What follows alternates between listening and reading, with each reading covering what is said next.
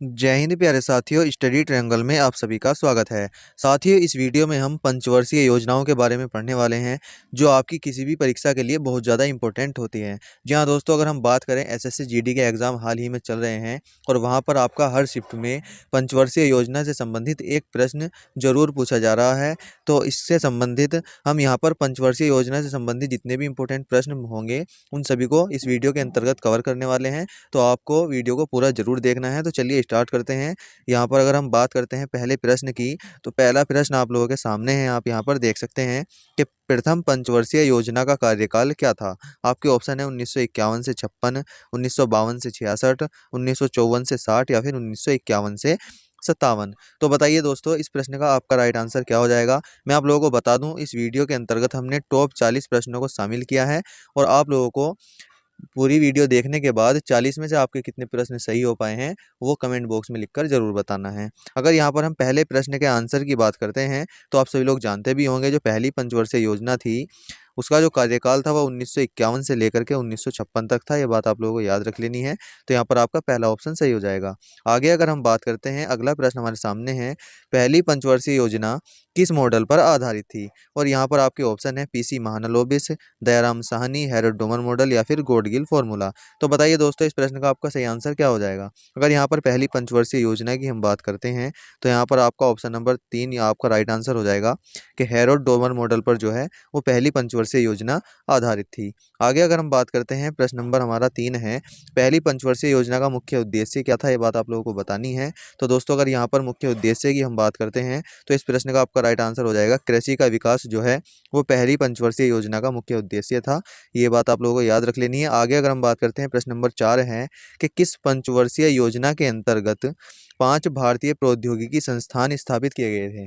दोस्तों, ये ऐसे प्रश्न हैं जो बार बार पूछे जाते हैं और हम इन्हें याद नहीं कर पाते हैं। तो इस प्रकार से प्रश्न आपसे पंचवर्षीय योजनाओं में पूछे जाते हैं। इन सभी प्रकार के प्रश्नों को मैंने इस वीडियो में शामिल किया है। बस आपको इस वीडियो को एंड तक जरूर देखना है और आपका जो प्रश्न पंचवर्षीय योजना से संबंधित आने वाला है वो आपका सही हो जाएगा। अगर यहाँ पर हम बात करते हैं इसके आंसर की, तो किस पंचवर्षीय योजना में भारतीय प्रौद्योगिकी संस्थान की स्थापना की अगर हम बात करें तो इसका आपका राइट आंसर हो जाएगा पहली पंचवर्षीय योजना में यहाँ पर भारतीय प्रौद्योगिकी संस्थान की स्थापना की गई थी। आगे अगर हम बात करते हैं, प्रश्न नंबर 5 है, यहाँ पर आप लोगों से दूसरी पंचवर्षीय योजना की अवधि क्या थी ये आपसे मालूम किया गया है। आपके ऑप्शन है 51 से 61, 56 से 61, 56 से 60, 54 से 59 या फिर इनमें से कोई नहीं। तो दोस्तों, इस प्रश्न का अगर हम राइट आंसर की बात करें तो हम यहाँ पर हम बात करते हैं पहली पंचवर्षीय योजना की। तो हमने यहाँ पर 1951 से, मैंने आप लोगों को बताया 1951 से 56 तक हमने क्या पढ़ी, वो पहली पंचवर्षीय योजना के बारे में पढ़ा।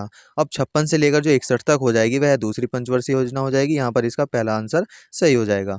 आगे अगर हम बात करते हैं दूसरी पंचवर्षीय योजना किस मॉडल पर आधारित है। दोस्तों, यहाँ से बार बार प्रश्न पूछा जाता है, पहली पंचवर्षीय योजना का मॉडल और दूसरी पंचवर्षीय योजना का मॉडल। इस प्रकार से ये मॉडल आपसे पूछे जाते हैं, बहुत ज़्यादा इंपॉर्टेंट है, आप लोगों को इनको याद जरूर कर लेना है। अगर हम यहाँ पर दूसरी पंचवर्षीय योजना के मॉडल की बात करते हैं तो इस प्रश्न का आपका सही आंसर हो जाएगा PC Mahalanobis model. Option number 20 का राइट आंसर हो जाएगा। ये बात आप लोगों को याद रख लेनी है।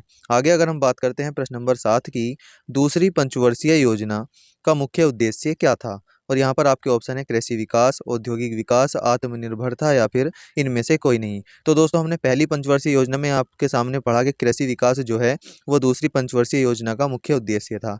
और यहाँ पर पहली पंचवर्षीय योजना का उद्देश्य हमने कृषि विकास पढ़ा है और यहाँ पर दूसरी पंचवर्षीय योजना का जो मुख्य उद्देश्य हो जाएगा वो औद्योगिक विकास हो जाएगा। ये बात आप लोगों को याद रख लेनी है। आगे अगर हम बात करते हैं, प्रश्न नंबर 8 है कि तीसरी पंचवर्षीय योजना की अवधि आप लोगों को यहाँ पर बतानी है। तो मैंने आप लोगों को यहाँ पर दूसरी पंचवर्षीय और पहली पंचवर्षीय योजना की अवधि बताई है। तो यहाँ पर अगर हम तीसरी पंचवर्षीय योजना की अगर हम बात करते हैं तो इसका आपका राइट आंसर हो जाएगा 1961 से लेकर 66 तक जो है वो तीसरी पंचवर्षीय योजना की अवधि थी। आगे अगर हम बात करें प्रश्न नंबर 9 की कि तीसरी पंचवर्षीय योजना का मुख्य उद्देश्य क्या था।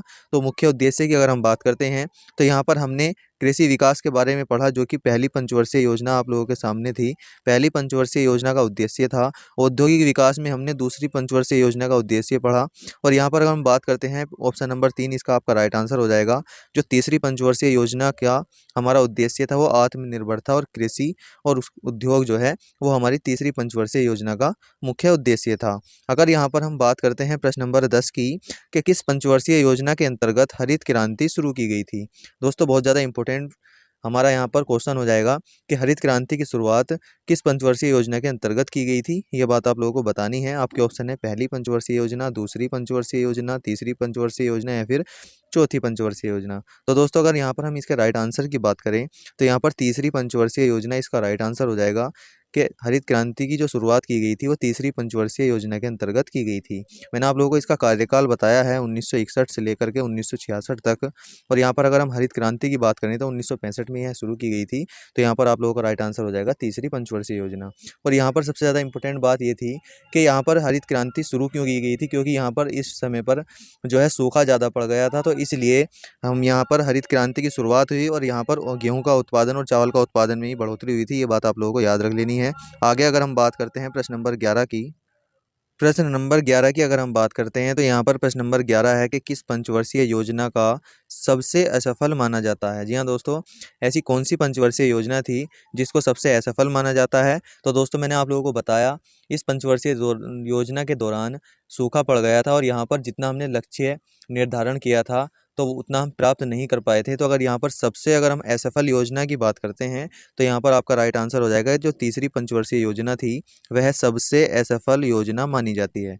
यहाँ पर आगे अगर हम बात करते हैं प्रश्न नंबर 12 की, पहले योजना अवकाश की अवधि क्या थी। योजना अवकाश की अगर हम बात करते हैं तो जो पंचवर्षीय योजना चल रही थी उन पंचवर्षीय योजना को हटा करके एक वार्षिक तौर पर यहाँ पर हमें एक योजना अवकाश था, वहाँ पर 1 वर्ष की योजनाएं लाई जाती थी। तो यहाँ पर इसको हम योजना अवकाश बोल देते हैं। तो अगर योजना अवकाश की अवधि की बात करते हैं तो क्या थी पहले योजना अवकाश की अवधि। तो पहला आपका यहाँ पर ऑप्शन है 1966 से 69, 66 से 68 या फिर 65 से 69 या फिर इनमें से कोई नहीं। तो दोस्तों अगर हम यहाँ पर इसके राइट आंसर की बात करें तो 1966 से लेकर 69 तक जो है वो पहला योजना अवकाश था। ये बात आप लोगों को याद रख लेनी है। आगे अगर हम बात करते हैं तीसरी पंचवर्षीय योजना के बारे में, यहाँ पर आप देख सकते हैं कि तीसरी पंचवर्षीय योजना के सफल होने के कितने वर्षों बाद की अवधि के लिए वार्षिक योजनाएं चलाई गई। जी हाँ दोस्तों, जब तीसरी पंचवर्षीय योजना खत्म हुई, जो योजना अवकाश था उसमें एक वार्षिक योजनाएं चलाई गई और यह कितने वर्षों तक चलाई गई थी। तो दोस्तों इस प्रश्न का आपका राइट आंसर हो जाएगा 3 वर्षों तक यह चलाई गई थी। तो यहाँ पर ऑप्शन नंबर बी आप लोगों का सही हो जाएगा। आगे अगर हम बात करते हैं प्रश्न नंबर 14 की, चौथी पंचवर्षीय योजना। अगर चौथी पंचवर्षीय योजना की हम बात करते हैं तो इसकी अवधि क्या थी। अगर चौथी पंचवर्षीय योजना की हम अवधि की बात करते हैं तो 1969 से लेकर 1974 तक इसकी यहाँ पर अवधि हो जाएगी। तो ऑप्शन नंबर यहाँ पर 4 आप लोगों का राइट आंसर हो जाएगा। आगे अगर हम बात करते हैं प्रश्न नंबर 15 आप लोगों के सामने है कि किस पंचवर्षीय योजना में भारत की कृषि वृद्धि दर सर्वाधिक रही। अगर कृषि वृद्धि दर की हम बात करें तो किस पंचवर्षीय योजना में सर्वाधिक रही थी। तो चौथी पंचवर्षीय योजना में कृषि वृद्धि दर सबसे अधिक रही थी। तो यहाँ पर आपका पहला आंसर सही हो जाएगा। आगे आपके सामने है प्रश्न नंबर 16, किस पंचवर्षीय योजना में 14 बैंकों का राष्ट्रीयकरण हुआ। और बार बार ये परीक्षा में पूछा जाता है कि किस पंचवर्षीय योजना में 14 बैंकों का राष्ट्रीयकरण किया गया। तो यहाँ पर आप लोगों को याद रख लेना है कि चौथी पंचवर्षीय योजना में 14 बैंकों का राष्ट्रीयकरण किया गया था।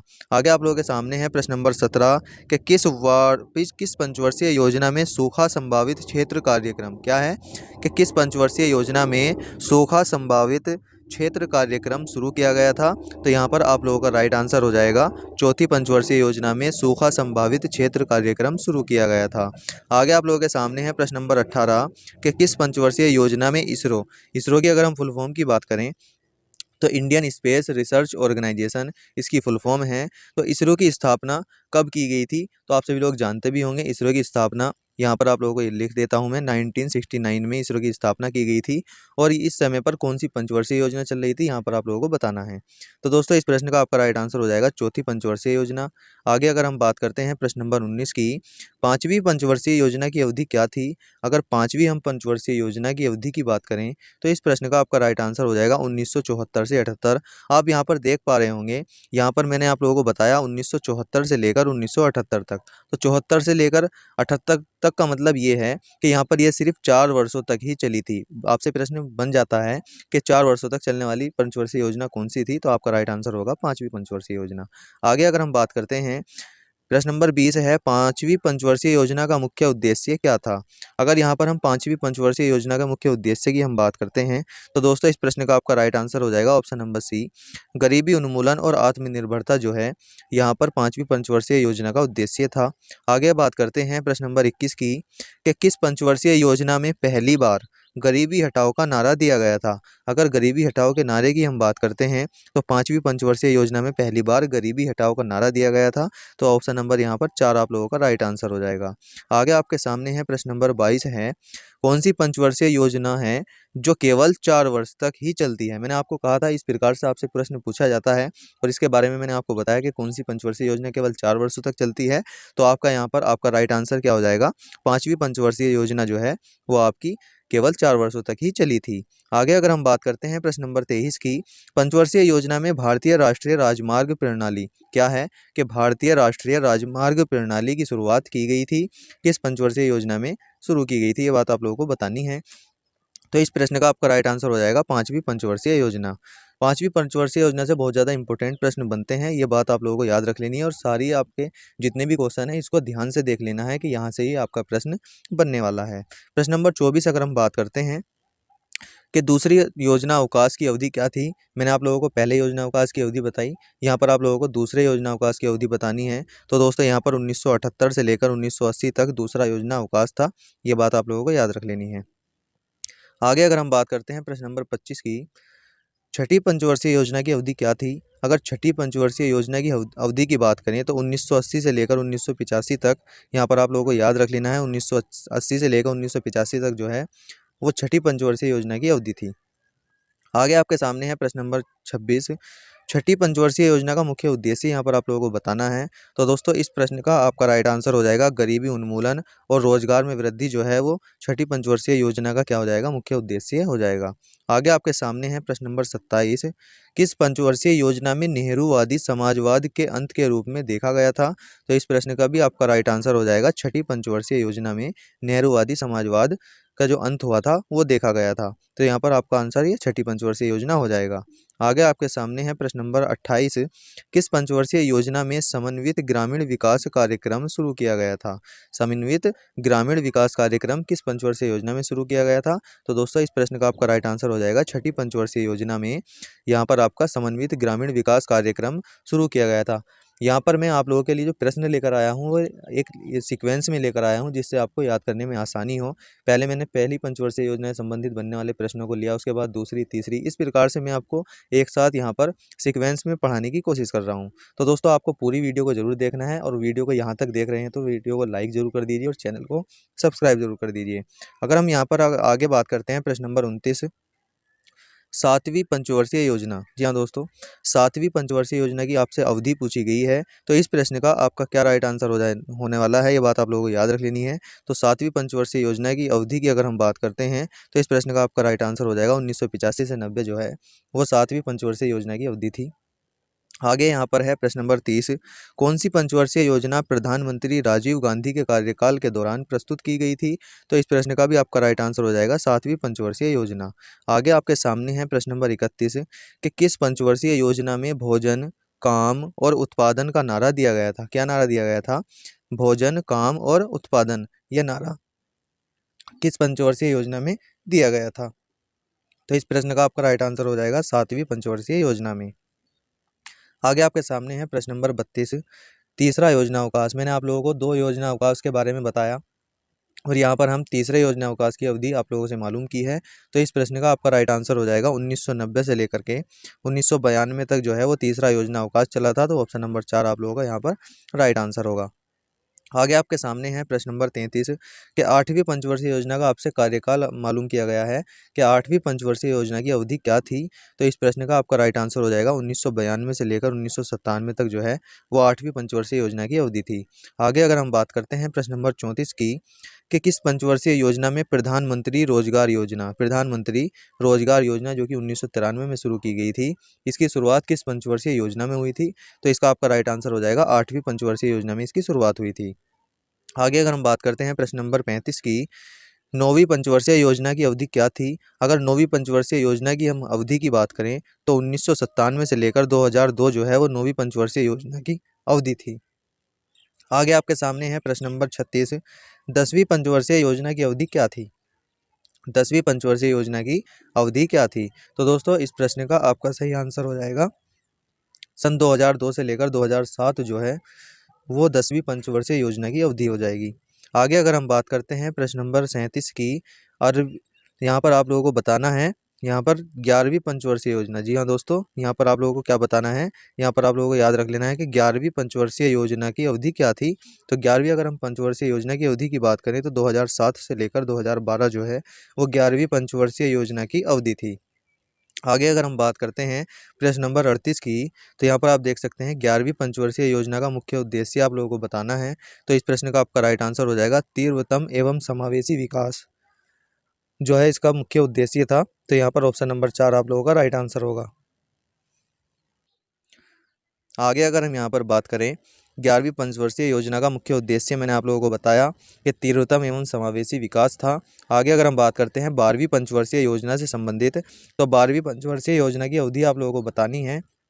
तो यहाँ पर इसका आपका राइट आंसर हो जाएगा 2012 से लेकर 2017 जो है वो 12वीं पंचवर्षीय योजना की अवधि है। तो यहाँ पर आप लोगों को याद रख लेना है, आपका यहाँ पर प्रश्न नंबर 40 है जो आपसे जो वीडियो हम बना रहे हैं इसका ये आखिरी प्रश्न है। और मैंने आप लोगों को बताया था कि 40 प्रश्नों में से आपके जितने भी प्रश्न सही हो पाए हैं वो कमेंट बॉक्स में लिखकर ज़रूर आप लोगों को बताने हैं और इस प्रश्न का आंसर आप लोगों को कमेंट बॉक्स में देना है। तो यहाँ पर है 12वीं पंचवर्षीय योजना का मुख्य उद्देश्य क्या था, और यहाँ पर आपके उद्देश्य लिखे हुए हैं। तो इनमें से जो आंसर आपका सही होगा वो आप लोगों को कमेंट बॉक्स में लिखकर ज़रूर बताना है। और 40 में से आप लोगों के कितने प्रश्न बन पा रहे हैं ये भी आप लोगों को कमेंट बॉक्स में लिखकर ज़रूर बताना है। अगर आप चैनल पर पहली बार आए हैं तो चैनल को सब्सक्राइब कर दीजिए और वीडियो को लाइक कर दीजिए। मिलते हैं किसी अन्य नए टॉपिक में। जय हिंद, धन्यवाद।